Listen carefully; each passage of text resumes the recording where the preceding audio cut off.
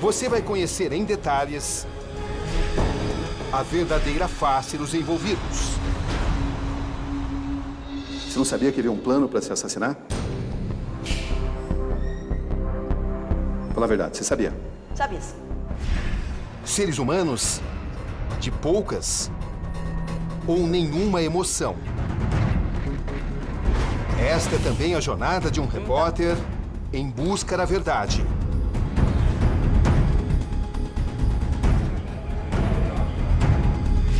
Setembro de 2013. Estamos diante do Presídio Estadual de Recife, capital de Pernambuco. Recebo autorização para entrevistar Jorge Negromonte.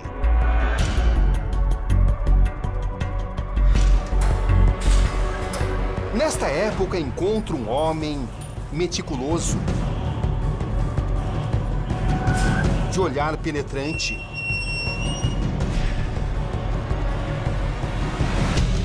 respostas curtas e evasivas. Eu não me lembro. E também planejadas. Jorge, quem assassinou Jéssica, Gisele e Alessandra? Não foi eu. Em Jorge Negromonte, nada parece ser por acaso.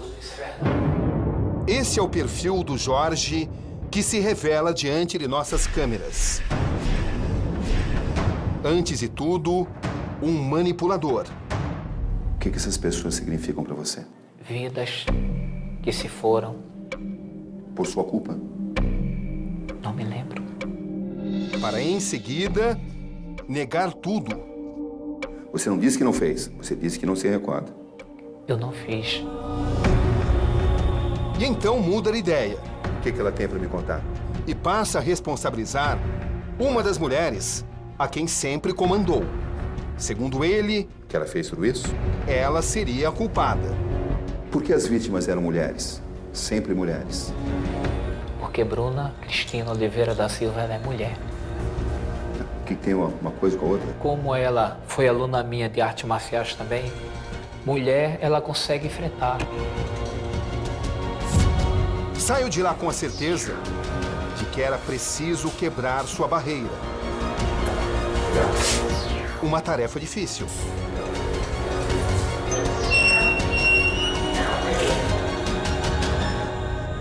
Últimos dias de outubro. Chega então o momento da mulher acusada dar a sua versão. Você assistiu a entrevista que eu fiz com ela, com o Jorge na prisão? Assisti. Assisti ela 10 vezes. Inclusive, todas as perguntas que o senhor fez, eu já anotei tudinho. O que te chamou mais atenção? Ele dizer que não lembra, não viu. Você acredita sabe. nisso, que ele não se lembre? E É uma tática dele, na sua opinião? acredito que sim. Uma estratégia? Em uma entrevista com mais de 4 horas de duração, Bruna faz importantes confissões. Tem certeza? Eu acredito que ele queira jogar a autoria dos delitos em cima de mim. Trata-se de uma jovem bem articulada. Você sentia prazer vendo aquele sofrimento todo? Não. Ficava apavorada. Jorge sentia prazer? Pra ele era uma coisa normal. Pra ele, Isabel. O tempo na cadeia a fez amadurecer, repensar sua própria existência e, acima de tudo, confessar a própria crueldade. Você é uma pessoa má? Não.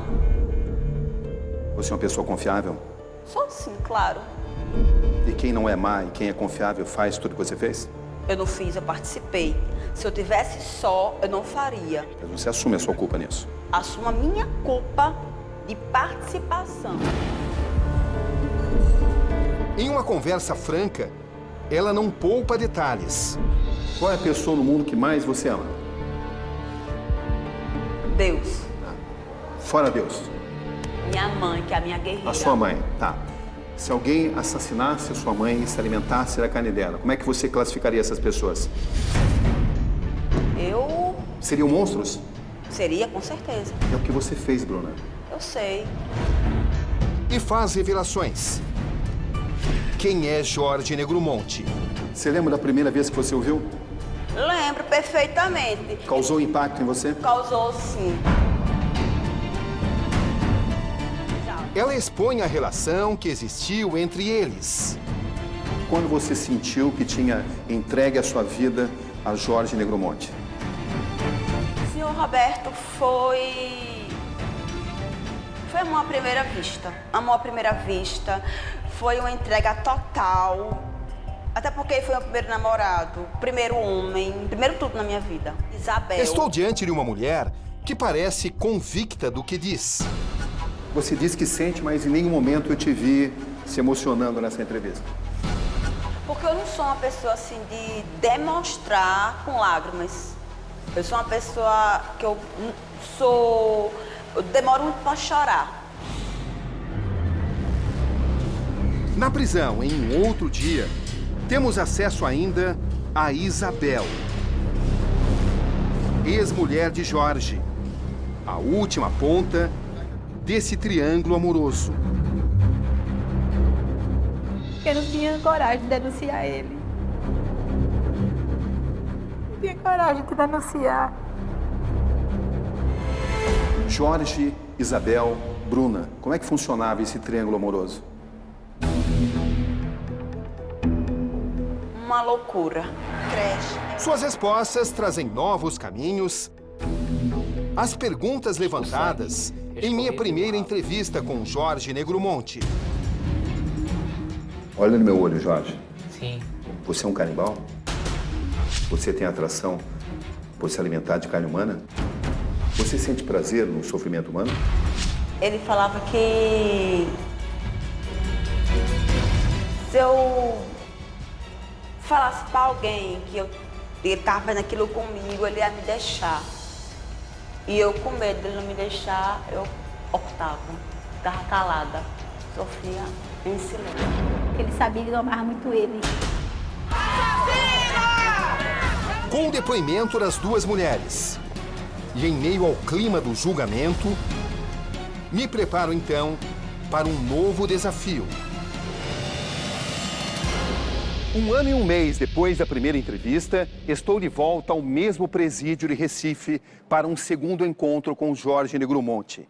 Será que dessa vez ele vai continuar dizendo que não se lembra dos fatos? É o que nós vamos descobrir. Boa tarde. Eu tenho uma entrevista com Jorge Negromonte. Roberto Cabrini, do SBT.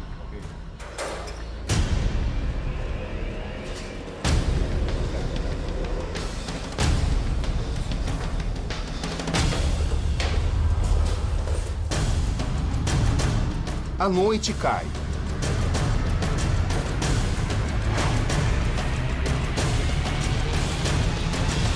E então Jorge aparece. Lá está ele, ao fundo, algemado.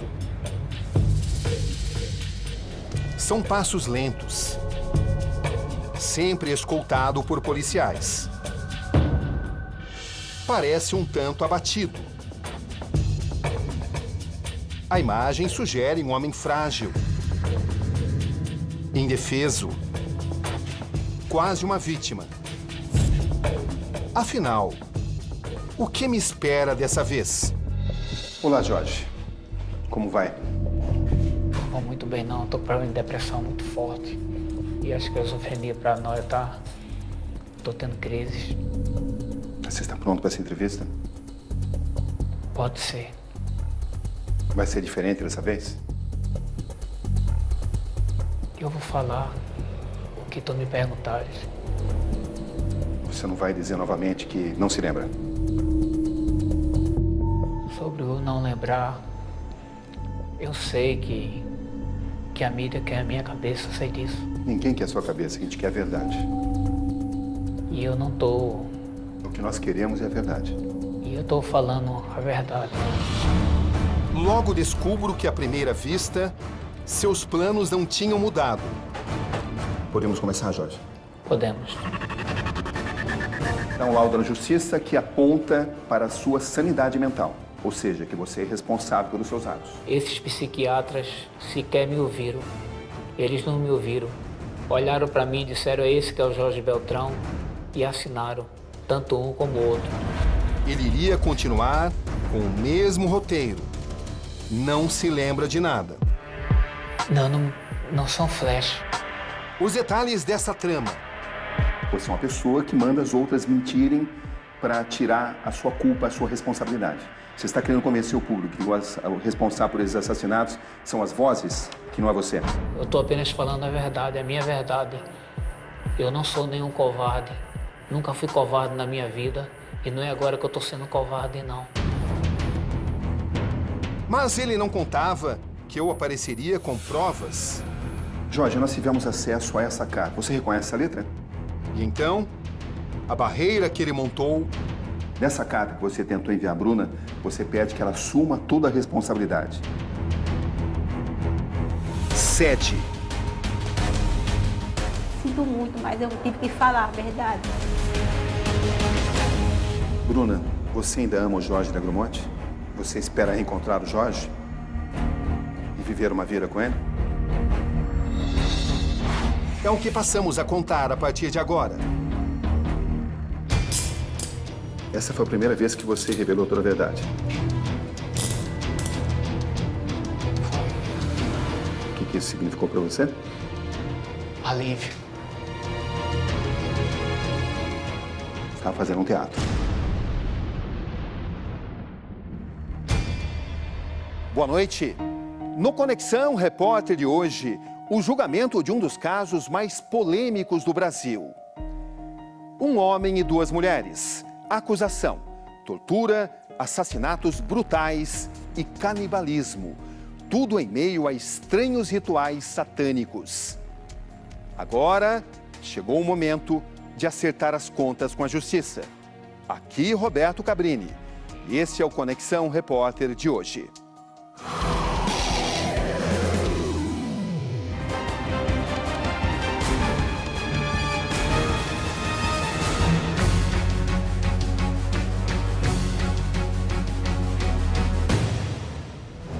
Rua dos Emboabas, Jardim Petrópolis, periferia de Garanhuns. Uma casa discreta. O cenário ideal. Aqui a polícia localiza dois corpos de jovens que estavam desaparecidas na cidade. Seus moradores são levados para a delegacia e lá confessam. As mulheres foram sequestradas e mortas durante um ritual da seita O Cartel, criada pelos três acusados, Jorge, Isabel e Bruna. O líder é Jorge Beltrão Negromonte da Silveira, de 53 anos. As comparsas: sua mulher Isabel Cristina Pires da Silveira, com 54 anos. E a amante Bruna Cristina Oliveira da Silva, de 28. Quantas pessoas você executou? 3. Só 3? 3. Tem certeza que não foram mais? Absoluta. Se tivesse, você revelaria? Eu revelaria. Daqui a pouco no Conexão Repórter. Há pouco mais de um ano, você disse para mim, aqui nessa mesma sala, que não se lembrava da maior parte dos fatos. Eu não me lembro. Atribuiu a culpa a Bruna. Você até pediu para que eu a procurasse. Eu a procurei. E eu acredito que ele queira que eu assuma tudo para Isabel se sair.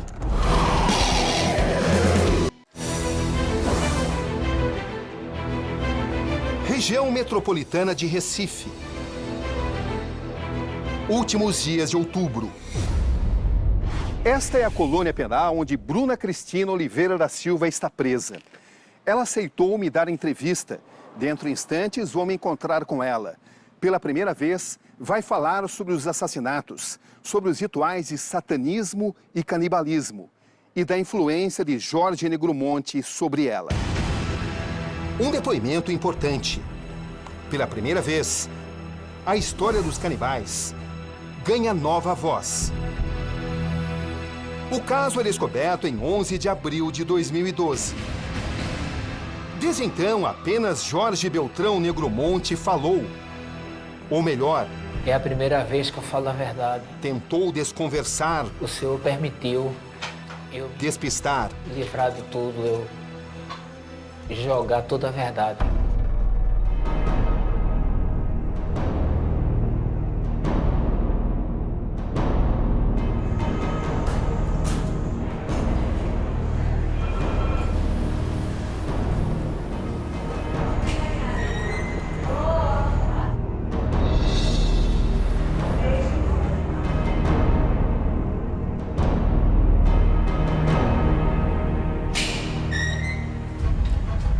Boa noite, Bruna. Boa noite, Sr. Roberto. Tudo bem? Tudo bem, na medida do possível. Pronto para a entrevista? Pronta. Você vai me contar tudo, Tudo, dizendo a verdade? claro. Posso confiar nisso? Pode sim, claro. Quem é Bruna Cristina Oliveira da Silva? Bruna Cristina Oliveira da Silva é uma menina que, apesar de ser uma presidiária, sonha em um dia retornar à sociedade, sonha em fazer faculdade, em trabalhar e ter uma vida normal como eu tinha antes. Como você conheceu Jorge Negromonte? Jorge Beltrão Negromonte da Silveira era um dos professores de karatê lá do Clube Atlântico, local que eu treinava karatê. Na época eu tinha 16 anos, trabalhava já como professora e fazia o ensino médio. Você lembra da primeira vez que você o viu? Lembro perfeitamente. Causou impacto em você? Causou sim. Por quê? Porque ele, na época, hoje ele está um pouco debilitado, porque está preso e tal, mas antigamente ele era forte, com aquela faixa preta, aquela força, chamava atenção, não só minha, mas de outras meninas que também treinavam karatê. Você se sentiu atraída por ele? Senti. A iniciativa foi sua? Foi. Eu gostava dele, tava gostando dele. Formado em educação física e faixa preta em karatê, Jorge Negromonte estudou nas melhores escolas. Que tipo de pessoa ele te parecia? Um homem sério, respeitador, inteligente ele. Por ele você dava vida? Dava. Por quê? Porque... Sabe aquele amor de conto de fada que a gente sonha quando é jovem, quando é criança, quando é menina? Pronto, eu pensava que eu tinha encontrado o príncipe encantado. Na definição de Bruna, uma paixão avassaladora. Quando você ficou sabendo que ele era casado, qual foi a sua reação? Ele falou pra mim que era casado no civil com Isabel, porém de corpo presente, como marido de mulheres, não vivia mais. Tanto que na época Isabel tinha um namorado e ele estava comigo. Eles não tinham relacionamento homem e mulher mais, só era casado no civil. Duas mulheres, um homem, vivendo todos juntos. Como é que era isso? Uma loucura. Um triângulo amoroso. Exato. Há pouco mais de um ano, você disse para mim, aqui nessa mesma sala, que não se lembrava da maior parte dos fatos. Eu não me lembro. Atribuiu a culpa a Bruna. Você até pediu para que eu a procurasse. Eu a procurei. Eu sou um anjo vingador, como ele diz. Eu mato e nos últimos momentos de vida, aquela vítima se arrepende de todos os seus pecados e está no reino do céu junto com a gente. E ela, basicamente, te desmente. Ela diz que você foi o responsável por tudo, que você foi o mentor, o líder. Ele era o líder da seita? Era. Ele criou a seita? Era. Quando o Jorge falou em matar pela primeira vez? Em Olinda, Como ele falou? em Pernambuco. Aqui em Pernambuco. Ele falou que escutava vozes. Afinal de contas, você assume essa responsabilidade? Eu não assumo essa responsabilidade. A verdade é essa. Eu sou inocente. Não sei. Porque ele alega isso, não. Lembra de novo as palavras exatas que ele usou para justificar os atos de matar. Purificação, ser humano, que tinha que eliminar pessoas para diminuir a densidade demográfica do mundo. Inocente? Sim, Ela desmentiu cada palavra que você disse. mas eu não estou desmentindo ninguém, eu estou falando a minha parte. O ser humano tem que comer o ser humano pode comer a mesma espécie, porque o mesmo ser humano não vai fazer mal. É um animal, só que nós somos. É um animal, como um boi, por exemplo. Só que ele é racional e o animal é irracional. Estou diante de um Jorge que ensaia o que vai dizer. Eu não estou falando que sou inocente. Eu estou falando apenas a verdade que aconteceu. Estou falando apenas que eu não fiz coisas desse tipo. E tenta novamente sustentar o discurso de inocência. A todo custo. Não, eu não assassinei ninguém. Eu nunca fui de matar ninguém. Eu sempre respeitei a vida. Você chama de respeitar a vida, determinar o assassinato de 3 pessoas, o esquartejamento dos corpos e a utilização da carne para alimentação? Mas quem tá Isso é respeitar a vida? Quem está dizendo essas coisas és tu, não sou eu. Eu acredito que ele queira que eu assuma tudo para Isabel se sair. Só que eu já falei, francamente, já falei com Isabel e francamente eu já falei com o advogado de Jorge, que com certeza passou para o advogado de Isabel, que eu não vou assumir a culpa de ninguém. Vou assumir sim a minha participação. Hora de lançar mão de uma nova estratégia. E então, surpreendo Jorge com uma prova incontestável. Jorge, nós tivemos acesso a essa carta. Você reconhece essa letra? É a sua letra. Certo. Jorge, nessa carta que você tentou enviar a Bruna, você escreve: decore para poder saber falar. E você basicamente escreve todo o texto que ela deveria repetir perante o juiz, perante a juíza. Ou seja, você tenta manipular totalmente o depoimento dela. Isso aqui é uma manipulação de verdade. Não, na realidade eu estava pedindo para ela não esquecer da verdade que houve. Não, mais do que isso. Você pede para assumir toda a culpa. Nessa carta, você pede para que ela assuma toda a culpa e para ela decorar cada detalhe para que ela não se perca no depoimento. Ou seja, você pede a ela para assumir toda a culpa para você sair livre de tudo.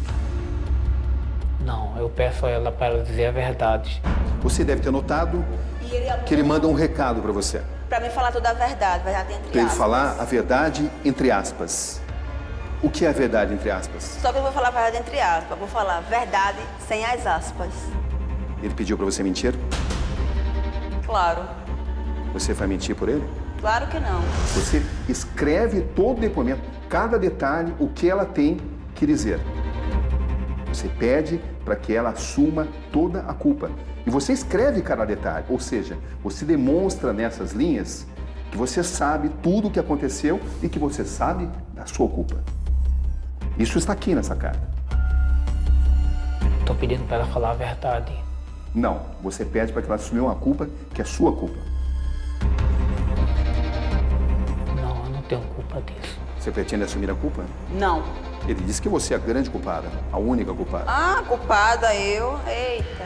Antes de fazer o filme... Surge diante de mim um outro Jorge, aquele filme que da agora Rússia, responde a tudo, foi na época. sem meias palavras. Hoje, Um Jorge eu que sei passa a era- confessar eu tava seus falando sobre crimes. Esquizofrenia, problema que eu tinha. Há 20 minutos você não reconhecia, você dizia que não se lembrava de nada. Por que você se lembrou de tudo agora? Não são flash.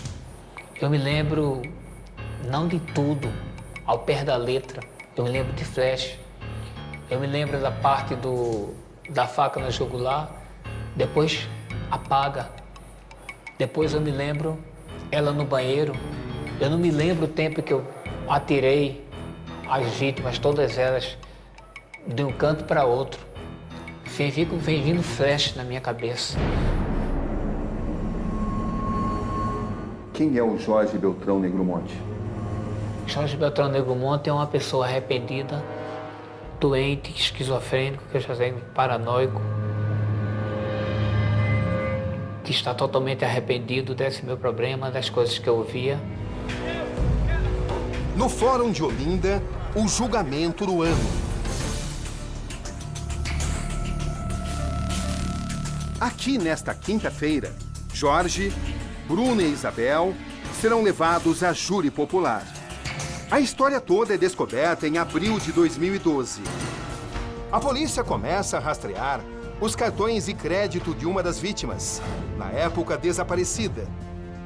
Era Gisele Helena da Silva, de 25 anos, conhecida como Geisa do Papel. Esse vídeo no circuito interno de uma loja de artigos eletrônicos mostra Jorge e Bruna utilizando o cartão da vítima para fazer compras.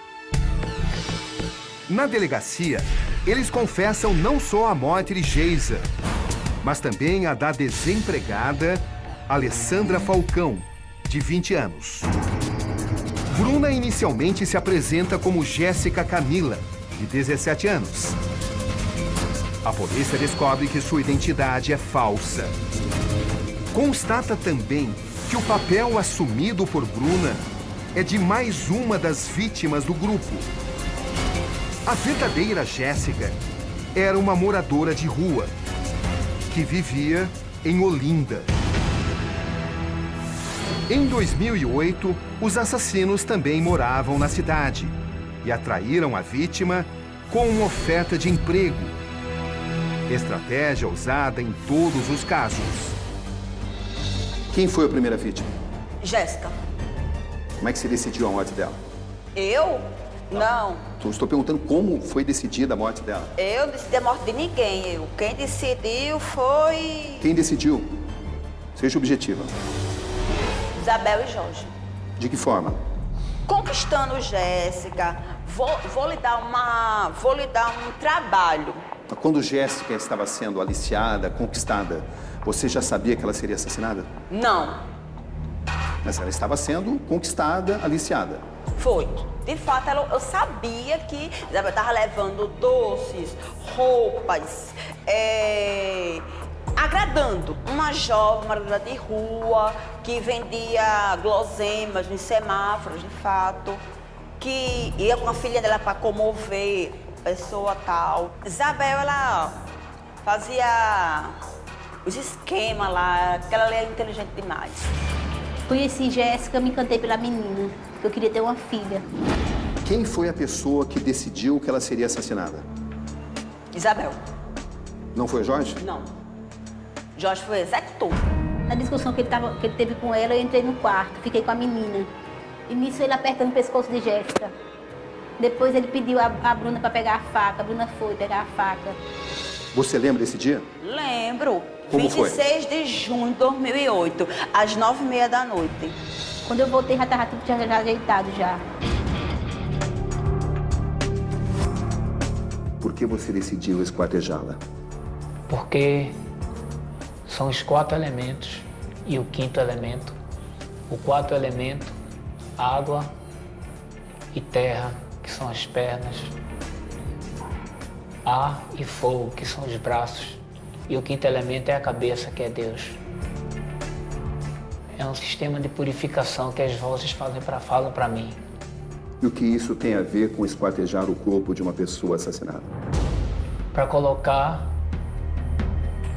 para enterrar cada parte e cada parte ser abençoada. Você sentia prazer vendo esse sofrimento humano? Não, nunca senti prazer. Você sentiu o quê? Dor, tristeza. Por que se alimentar do corpo da sua vítima? Era um sistema de purificação. Purificar, para não deixar aquela carne apodrecer, aquela carne ficar imprópria para o consumo. E você concordou com isso? E eu tinha outra escolha, meu senhor? Claro que você tinha escolha. Você podia dizer não. Não, eu tô doidinha pra dizer não. Isabel me matou. Por que você aceitou isso? Teve que aceitar, eu tava no meio. Vi a menina morrer na minha frente. Você podia falar, não vou fazer isso. Quero ir embora daqui, vou denunciar. Você podia fazer isso? Deus me livre. Eu Por quê? fazer isso, eu sou uma vítima. Eu ia virar coxinha. Deus me livre. Me arrependo de não ter denunciado, de não ter feito denúncia. A filha de Jéssica, então com 2 anos, é levada por eles e registrada como sendo de Jorge Negromonte. Ou seja, registrada como filha do assassino da mãe da criança. Junto, logo depois, todos se mudam para Garanhuns. Nos anos que se seguem, a criança é obrigada a assistir e participar dos rituais de o cartel.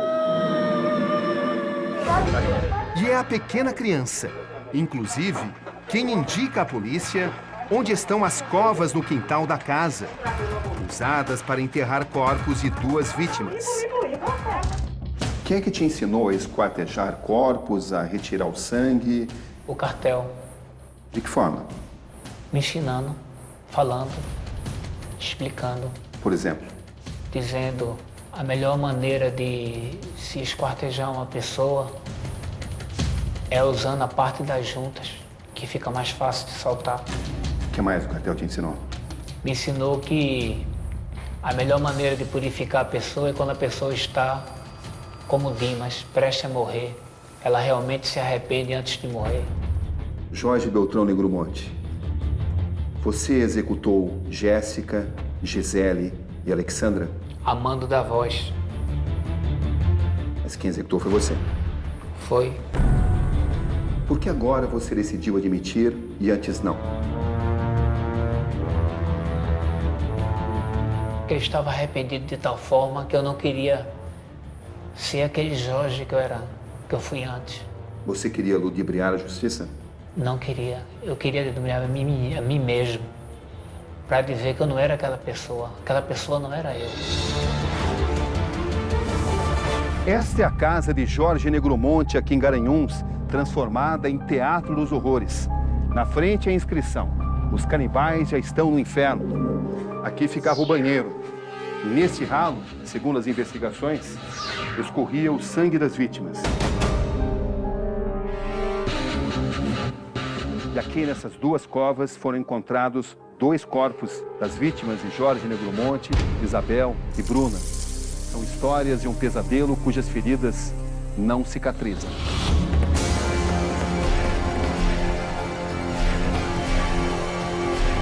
Na casa de Olinda, palco da primeira morte, os procedimentos são parecidos. Depois de morta, Jéssica tem o corpo esquartejado. Os restos mortais espalhados pela casa. Como Jéssica foi assassinada, Bruna? Minha função foi segurar. Você segurou? Segurei Jéssica. Aí ele deu uma facada na jugular. Aqui, ó. Aí Jéssica caiu, ficou se debatendo e ele começou a esfaquear. Eu pedi a ela para ela pedir perdão de todos os pecados. Ela pediu? Ela pediu e foi purificada. O que você sentia nesse instante? Eu senti um alívio porque ela estava sendo aceita por Deus. E nesse momento, Isabel pegou e falou assim, vamos ligar logo a água, logo para o sangue escorrer. Entendeu? Isabel tratava com muita naturalidade. Eu me tremia, porque eu nunca tinha visto nem filme na minha vida. Gisele entrou, eu saí. Eu fui pra casa da minha irmã e dormi lá, só voltei no outro dia. O que o faz acreditar que você tem o direito de decidir sobre a vida ou a morte de pessoas? Eu não tenho direito. Quem tem o direito é Deus. Você exerceu esse direito? Eu exerci esse direito, mas eu exerci erradamente, achando na época que estava certo. Mas hoje eu sei que não estava certo. Hoje eu sei que estava errado.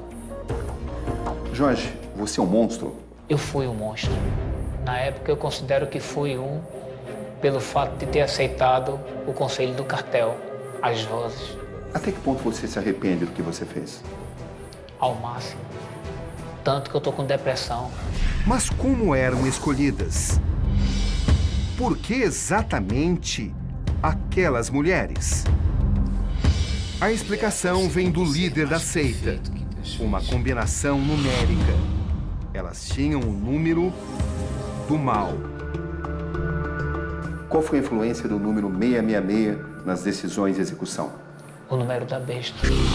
Prova disso é o RG de Alessandra da Silva Falcão, uma das vítimas. Os números determinam o começo do ritual. Descreve como foi a cena de quando vocês começaram a se alimentar dessa carne. Aí, dormiu, Isabel dormiu, ele pegou no sono, eu dormi também, depois de muito tempo de conversa. Aí, e não podia comer nada, viu? Aí eu falei, e se eu não comer? Aí não vai dar certo, você participou. Isabel, tem que comer, tem que comer. Pense que você está comendo uma carne de boi, que é o mesmo gosto. Isabel falou isso. Disse que tinha comprado no açougue carne, que ganhava, pegava 10 quilos, ganhava 5 quilos. Se pegasse 10 quilos de carne, 5 quilos de carne, ganhava um pouco pedaço de fígado por fora. Aí ele falou assim pra mim, cozinha a carne. Aí cozinhou arroz, verdura, uma comida normal. Podia se disfarçar tranquilamente, o senhor podia comer tranquilamente como se fosse carne de boi. A criança se alimentou de carne humana? Quando a gente fez geral para todos. Por que você fez uma criança totalmente inocente se alimentar de carne humana? Eu não fiz, eu simplesmente dei o prato para ela, com todos os ingredientes, todas as comidas. Incluindo carne humana? Foi, mas eu não foi especificamente, eu digo que se alimenta dessa carne, não. Bom, mas uma criança inocente se alimentou de carne humana? Porque estava dentro do prato dela. E como é que você se sente em relação a isso? Me sinto mal. Já falei que estou arrependido, estou até em depressão. Não sei nem como estou dando essa reportagem. Na delegacia, Isabel já tinha falado sobre a carne humana ser usada em salgadinhos. Você vendia lanche dos lanches era empada. E você pegou a carne da menina e botou como recheio da empada, não foi não? Eu cheguei a usar a carne sim dela. Certo. E fez a empada. Fiz. E vendeu. Vendi. E por que não assume? Não, eu não fazia coxinha. Eu nunca fiz coxinha, nunca fiz empada com gente. Aquilo ali foi porque eu fiquei com medo de apanhar na delegacia. Jorge fazia salgado, Jorge, e quem vendia era a Isabel. Aí Isabel pegou e falou assim, pra que comprar frango, carne? Gente, tem carne. Carne de boi é a mesma coisa de carne de gente, não vou nem sentir a diferença. Aí ela moiu e botou dentro de salgado e saiu vendendo. Jorge falou, não é melhor comprar não, porque pode levantar alguma suspeita. Melhor comprar carne de boi, frango. Jorge não concordava em Isabel vender as carnes de gente, não concordava. Quantas vezes a carne humana foi usada em salgados? Várias vezes, Quantas? enquanto tinha carne, da Gisele e da Alexandra. Que quantidade de salgados era feita? Era uma quantidade boa de salgados. E ela vendia no centro de Garanhuns. Bruna tá mentindo, ela tá mentindo. Ela não tá falando a verdade, ela tá querendo se sair. Deve ter sido destruída pelo advogado dela, ela tá querendo se sair.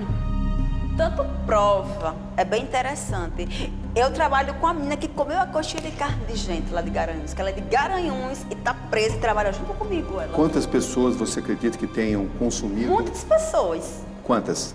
Muitas pessoas. Quantas? Que Porque número? ela vendia em lugares públicos. Euclides Dourado, hospital, delegacia, próximo de escola.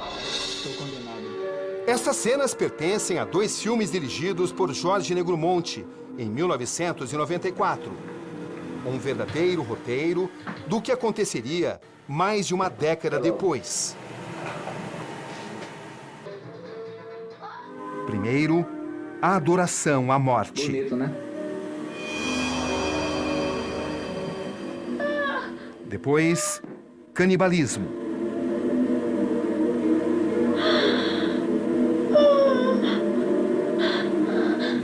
E ainda, ocultação de cadáver.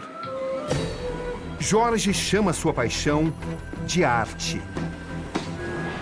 Uma arte, entre aspas, que também passa pelos livros.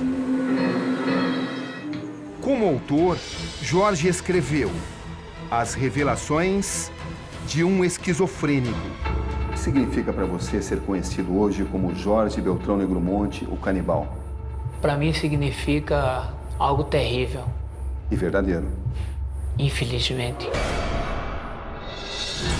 Temos acesso a esse caderno. Um arquivo do dia a dia de Jorge e Bruna. Esse é o documento.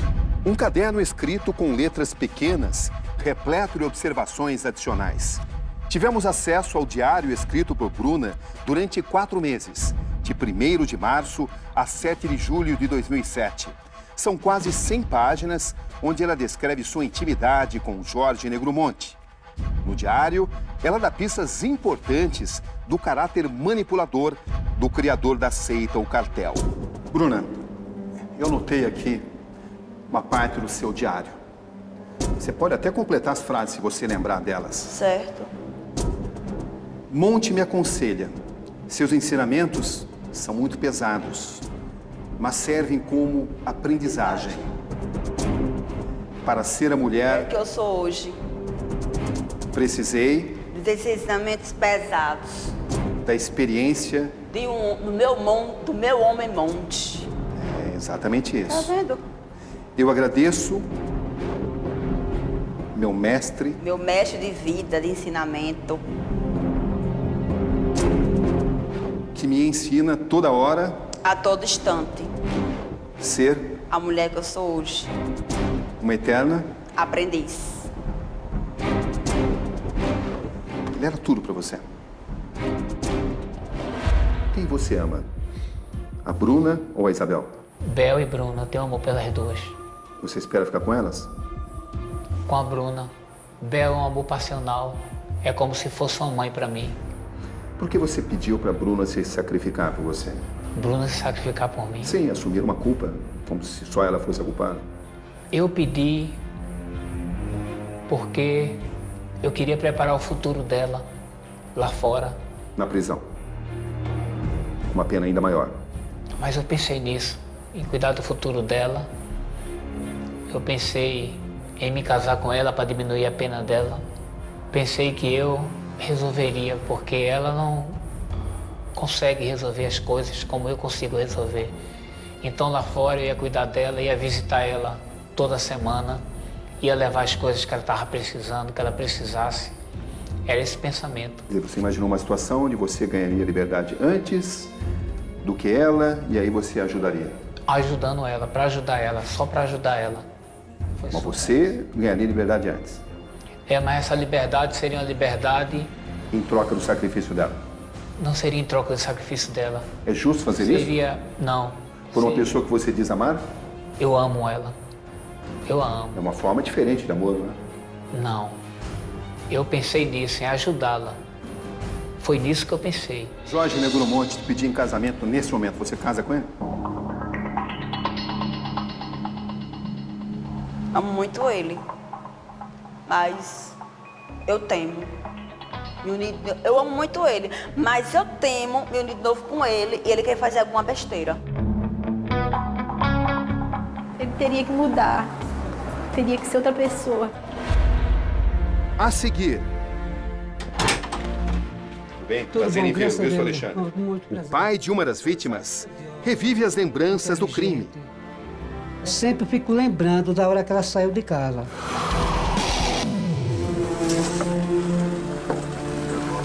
Em Garanhuns, encontro a casa de seu Alexandre. Boa tarde. Seu Alexandre? Tudo bem? Prazer em vê-lo, viu, seu Alexandre? Muito prazer. Que tipo de pessoa era a Alexandra? Pois não tenho o que falar dela. Ela era, além de ser uma filha, uma amiga.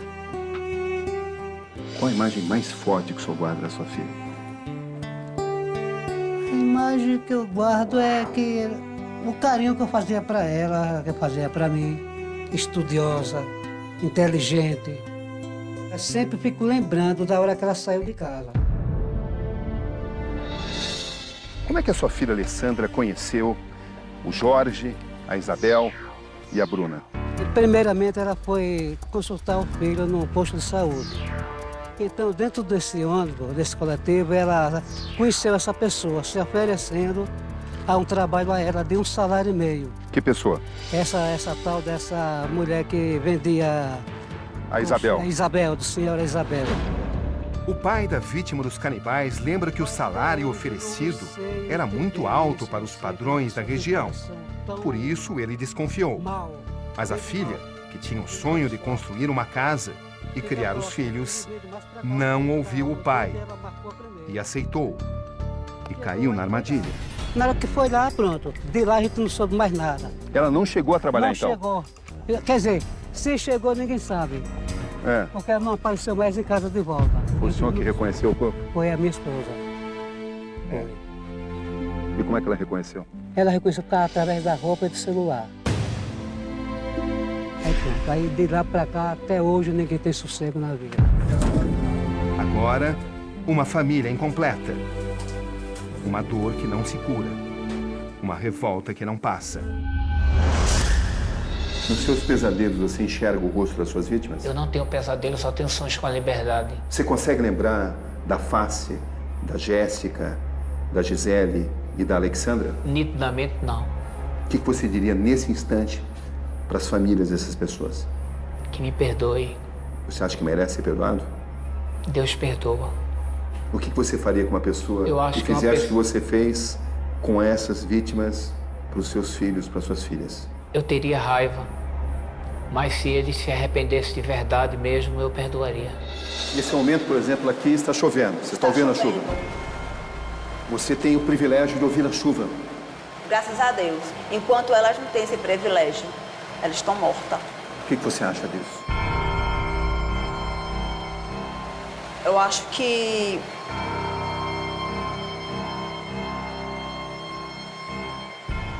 o que eu posso fazer é pedir muito perdão a Deus. Você disse que sente, mas em nenhum momento eu te vi se emocionando nessa entrevista. Porque eu não sou uma pessoa assim de demonstrar com lágrimas. Eu sou uma pessoa que eu demoro muito para chorar. Se vocês não tivessem sido presos, quantas outras pessoas morreriam? Muitas outras pobres vítimas. Qual o desafio de um julgamento como este? Bom, o que eu tenho a dizer como magistrada é que num julgamento como esse, que envolve questões complexas, vários réus, vários advogados e Ministério Público, o desafio é manter a ordem, a disciplina, que é o poder de polícia, que o juiz pode exatamente, né, se estar observando todos os procedimentos realizados ali durante os trabalhos. Jorge Beltrão Negromonte, o que você espera desse julgamento? Eu espero que a justiça seja feita. O que é justiça nesse caso? Deus. Deus é amor, mas Deus também é justiça. Você considera que vai ser condenado? Creio que sim. Qual seria uma condenação justa para você? Eu não sei dizer. Eu entrego isso a Deus. Levarei a plenário com muita independência, não negando a autoria, pois o mesmo é réu confesso, mas alegando, sem sombra de dúvidas, a insanidade mental do acusado. Meu desejo é de sair daqui e começar uma vida nova. Eu venho já